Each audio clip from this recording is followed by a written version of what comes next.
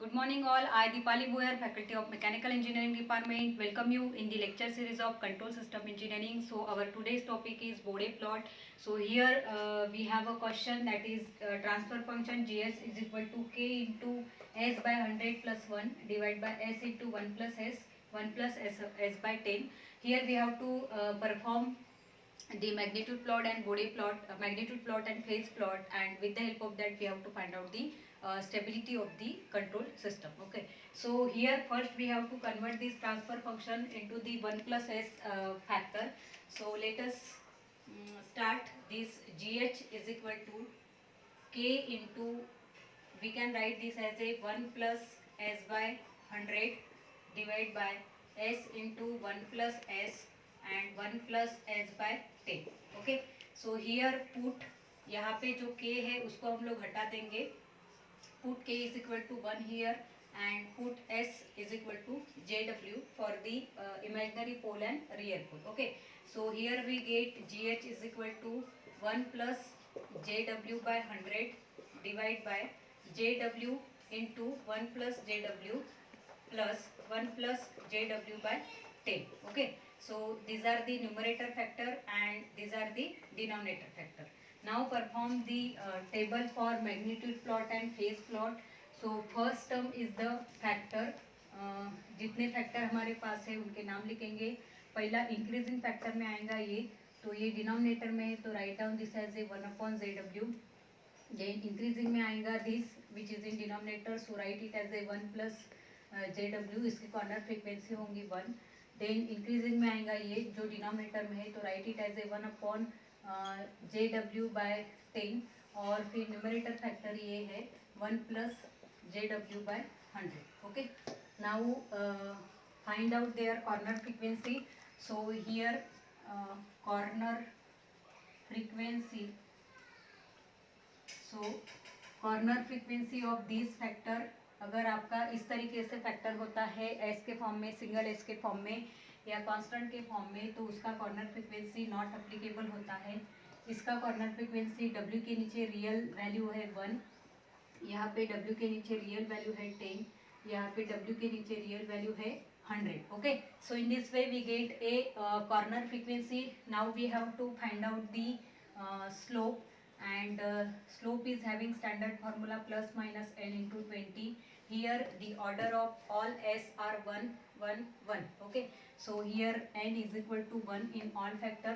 So the slope of this is the denominator factor, that is minus n into 20, and n is 1, so this is minus 20. This is in denominator, that is minus 20. This is in denominator, minus 20. This is in numerator, so this is plus 20. Okay, now we have to find out the cumulative slope. So cumulative slope, तो पहला slope आपको as it is रखना है पहले factor का. तो पहले factor का स्लोप यहाँ पे एज इट इज आएगा -20. दूसरा जब आपको फाइंड करना है तो ये क्यूमुलेटिव स्लोप प्लस नेक्स्ट वाला स्लोप की आपको करनी है addition. So this is -20 plus of -20, so this is -20 which is equal to -40. Okay, then next आप फाइंड करोगे तो इनकी एडिशन करोगे. So this will be -40 plus minus of 20, so which is equal to -60, and this will be addition, that is -60 plus 20 which is equal to -40. Okay, so here we get a cumulative slope like -20, -40, -60 and -40.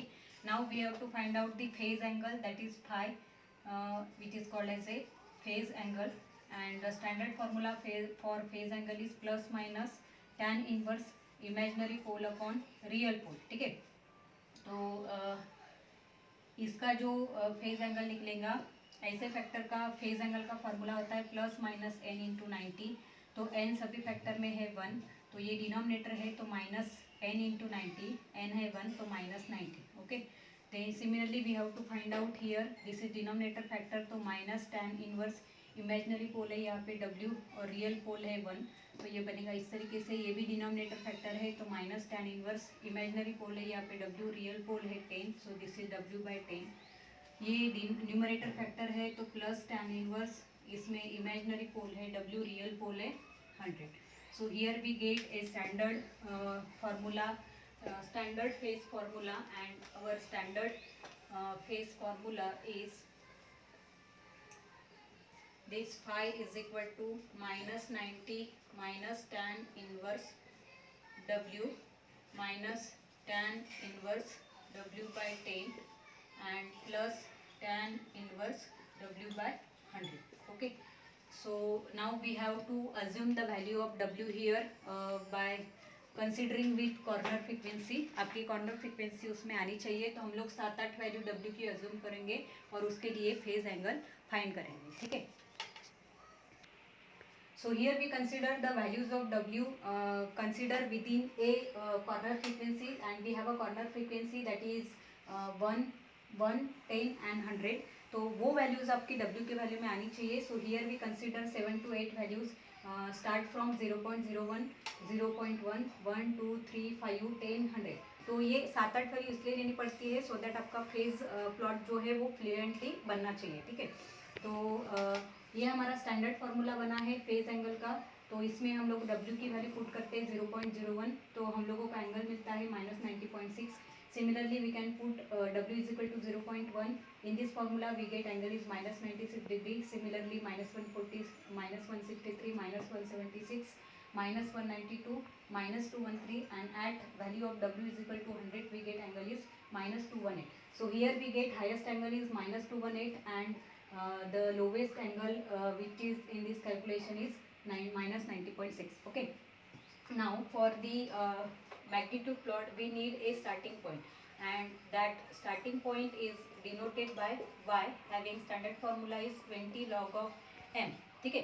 तो ये हम लोग करते हैं first factor के लिए. तो हमारे न्यूमेरिकल में हमारा फर्स्ट फैक्टर है ये वाला दैट इज 1/JW. ठीक है. तो आप यहाँ पे m के जगह पे पुट करोगे 1/W ये, और आप W की वैल्यू पुट करोगे ये स्टार्टिंग पॉइंट वैल्यू जो आपने W की अज्यूम की है that is 0.01. Now our y formula is y is equal to 20 log of m. m is 1/W and that W is nothing but 0.0. अगर आप इसको सॉल्व करते हो तो you will get starting point that is +40 dB.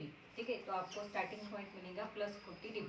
तो here in this numerical our corner frequencies are 1, 10 and 100, and cumulative slope are -20, -40, मतलब 20, 40 और 60 के रेंज में. ठीक है. और स्टार्टिंग पॉइंट है हमारा 40. तो हम लोग मैग्नीट्यूड प्लॉट ड्रॉ करते हैं. तो मैग्नीट्यूड प्लॉट में हम लोग रेंज रखेंगे इसकी. ये हमारा मैग्नीट्यूड प्लॉट, इसका एक्स एक्सिस पे आप ड्रॉ करोगे W की वैल्यू. तो यहाँ पे W हम लोग स्टार्ट करते हैं 0.01 से. इसके बाद 10 लाइन के बाद आप लिखोगे 0.1, फिर 10 लाइन के बाद लिखोगे 1, 10 लाइन के बाद लिखोगे 10, और फिर 10 लाइन के बाद लिखोगे आप 100. ओके. नाउ यहाँ पे हम लोग स्टार्टिंग पॉइंट लेते हैं मैग्नीट्यूड प्लॉट के लिए 0, ऊपर +20, +40 और +60. ठीक है. +60. उसके बाद नीचे आप लोगे -20, -40 और -60. ठीक है. आपको यहाँ पे जो 0 लाइन है उसको डार्क करके रखना है. तो यहाँ पे स्ट्रेट लाइन से इसको शो करो. फिर आपको स्टार्टिंग पॉइंट कितना है +40, तो ये हो गया आपका स्टार्टिंग पॉइंट +40. ठीक है. ये आपका स्टार्टिंग पॉइंट है y इज इक्वल टू +40. उसके बाद जो कॉर्नर फ्रीक्वेंसी है आपकी, तो हमारी कॉर्नर फ्रीक्वेंसी है 1, तो आप ये 1 के लाइन को डार्क करके रखोगे. फिर नेक्स्ट कॉर्नर फ्रीक्वेंसी है हमारी 10, तो इसको डार्क करके रखोगे. फिर नेक्स्ट कॉर्नर फ्रीक्वेंसी हमारी 100, तो इसको डार्क करके रखोगे. ठीक है. तो पहला फैक्टर जो है उसका हमारा क्यूमुलेटिव स्लोप है -20. तो स्टार्टिंग पॉइंट से नीचे जाओगे आप -20, लेकिन इसकी कॉर्नर फ्रीक्वेंसी नॉट अप्लीकेबल है, तो आप इसको कहाँ तक एक्सटेंड करोगे, up to the next corner frequency. तो मैं इसको ज्वाइन करूँगी यहाँ से यहाँ तक, और इसका फैक्टर का नाम मैं यहाँ पे लिखूँगी दैट इज़ 1/JW, और इसका स्लोप रहेगा -20 dB/dk. ठीक है. -20 dB/dk. नाउ सेकंड फैक्टर है हमारा 1/1+JW, और इसका क्यूमुलेटिव स्लोप है -40, मतलब नीचे आएगा. तो ये होगा -20 और -40 यहाँ पे आएगा. लेकिन ये एक्सटेंड कहाँ तक होगा, up to the next corner frequency यहाँ तक. तो ये आएगा इस तरीके से. यहाँ पे फैक्टर का नाम लिखो 1+JW, और इसका स्लोप है -40. ठीक है. नेक्स्ट आपका क्यूमुलेटिव स्लोप है -60, तो आप यहाँ पे 20, ये 40 और 60, लेकिन ये एक्सटेंड कहाँ तक होगा आपका नेक्स्ट कॉर्नर फ्रीक्वेंसी तक, तो ये आपका हो जाएगा नेक्स्ट फैक्टर 1/1 प्लस JW/10 और इसका स्लोप रहेगा -60, ठीक है। फिर नेक्स्ट आपका क्यूमुलेटिव स्लोप है -40, तो ये 20 और 40 यहाँ तक, और ये एक्सटेंड होगा नेक्स्ट कॉर्नर फ्रीक्वेंसी तक। तो आप इसको छोड़ दोगे यहाँ पे और फैक्टर का नाम लिखोगे 1 प्लस JW/100, ठीक है। So in this way we get first factor, ये सेकंड, थर्ड और फोर्थ। तो ये वाला जो आपका मैग्नीट्यूड प्लॉट है, इसको आप नाम दोगे मैग्नीट्यूड प्लॉट, ठीक है। तो ये वाला प्लॉट जहाँ पे भी आपके जीरो लाइन को कट करेगा, ये जीरो लाइन को, तो ये यहाँ पे कट कर रहा है, तो आप इसका फाइंड करोगे W, ठीक है। तो सपोज ये W आपका है 3, तो आपका गेन क्रॉस ओवर फ्रीक्वेंसी की वैल्यू होगी 3 रेडियन पर सेकंड, ठीक है। तो उसके बाद आपको क्या ड्रॉ करना है, फेस प्लॉट। तो फेस प्लॉट में हाईएस्ट एंगल कितना है -218 और लोवेस्ट कितना है 90। तो I consider this as a, मैं यहाँ पे एंगल कंसिडर करूँगी।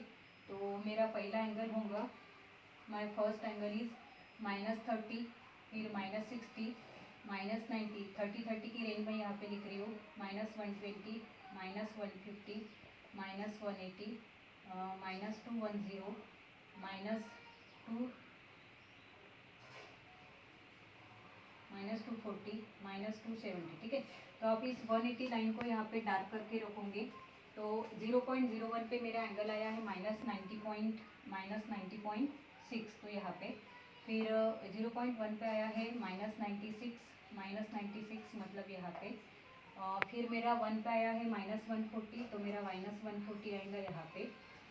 फिर 2 पे आया है -163, मतलब 2 रहेगा यहाँ पे। 2 पे आया है -163, मतलब यहाँ पे तो भी रहेगा। फिर 3 पे आया है -176, मतलब यहाँ पे तो भी रहेगा। फिर 5 पे आया है, 5 मतलब यहाँ रहेगा आपका। 5 पे आएगा -192, मतलब यहाँ पे तो भी रहेगा। फिर 10 पे आया है मेरा एंगल -213, मतलब यहाँ पे नीचे आएगा। और फिर 100 पे आया है एंगल -218, तो -218 मतलब इधर आप ध्यान दो, इधर पे तो भी रहेगा यहाँ पे, ठीक है। तो जहाँ जहाँ पे आपको जॉइंट्स मिले हैं उसको आप ड्रॉ करो। तो ये हो जाएगा आपका, इसको नाम दे दो फेज प्लॉट, ठीक है। तो ये वाला जो फेज प्लॉट आपका जहाँ पे भी इस -180 लाइन को कट करेगा उसका आप फाइंड करोगे, यहाँ पे कट कर रहा है उसका आप फाइंड करोगे W, and that W is nothing but your phase crossover frequency. तो अकॉर्डिंग टू कैलकुलेशन यहाँ पे ये 3.3 रेडियन पर सेकंड आ रहा है, ठीक है। फिर आपको क्या करना है, यही पॉइंट को जो 180 लाइन को कट कर रहा है इसको ही आप ऊपर लेके जाओगे, ठीक है। इसको ही आप ऊपर लेके जाओगे, कहाँ तक मैग्नीट्यूड प्लॉट तक, ठीक है। मैग्नीट्यूड प्लॉट से जीरो लाइन तक, जीरो से ऊपर तक का जो गैप रहेगा that will be your gain margin, ठीक है। और ये गेन मार्जिन आपकी आ रही है ऊपर, इसका मतलब ये गेन मार्जिन की वैल्यू कितनी आ रही है, नेगेटिव, क्योंकि मैंने आपको बोला था कि ये जीरो के ऊपर वैल्यू आई तो ये नेगेटिव गेन मार्जिन होती है, और जीरो के नीचे आई तो पॉजिटिव गेन मार्जिन होती है, ठीक है। उसके बाद ये मैग्नीट्यूड प्लॉट जहाँ पे भी जीरो लाइन को कट करता है वही पॉइंट को आप नीचे लेके आओगे और उसका एंगल देखोगे। तो ये फेज एंगल आपका आया है -180। तो फेज मार्जिन का आपका फॉर्मूला होता है 180 + 5, तो आपका 5 आया है plus -180, so your phase margin is 0, ठीक है। तो इसमें क्या हो रहा है, एक वैल्यू आपकी पॉजिटिव आ रही है और एक वैल्यू नेगेटिव आ रही है, तो इस सिस्टम को हम लोग बोलेंगे अनस्टेबल सिस्टम, ठीक है। तो according to this chart we get gain margin is negative, 0 के ऊपर आ रहा है तो गेन मार्जिन इज नेगेटिव, और यहाँ पे फेज मार्जिन एंगल भी आपका पॉजिटिव आ रहा है। So here we can say the values of gain margin and phase margin are different in sign. So the system stability of the system is a unstable in this case. Okay. So here we stop our today's lecture. Thank you.